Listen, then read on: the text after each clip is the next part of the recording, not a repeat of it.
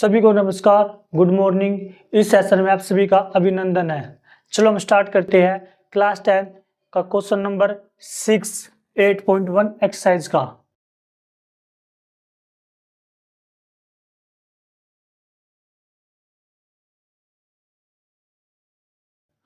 Question में ये क्या रखी है, if angle A and angle B are acute angle such that cos A equal to cos B then show angle A equal to angle B।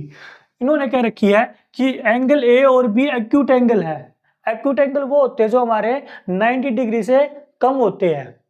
तो A और B हमारे acute angle है और हमें ये गिवन है cos A बराबर है cos B।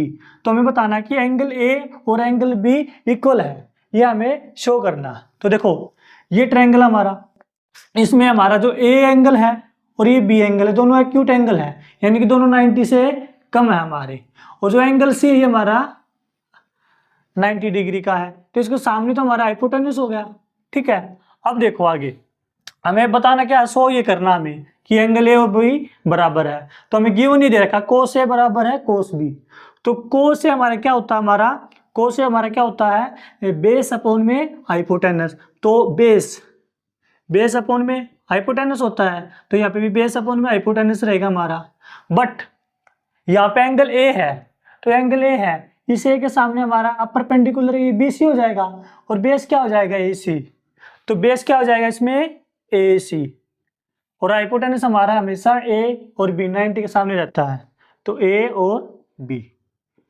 अब इस केस में कोस बी एंगल है, इसमें यहाँ पे बी एंगल है, तो इसमें हमारा परपेंडिकुलर क्या हो जाएगा ए सी और बेस क्या हो जाएगा बी और सी।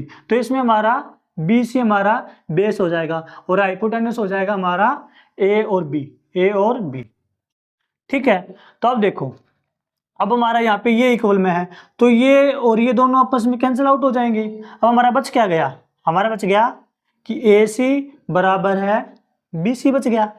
तो हमारा ए सी यानी कि ये वाला ए सी और बी सी ये वाला दोनों ये बराबर है।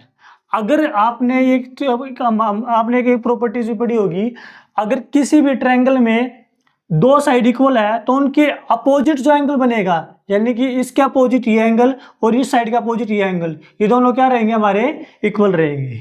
तो हम ये कह सकते हैं ए सी बराबर है बी सी, तो हमारा क्या हो जाएगा फिर, तो एंगल ए बराबर है angle B.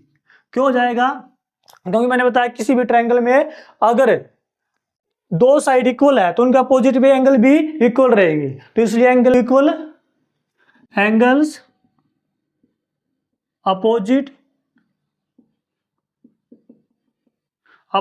To equal sides are equal.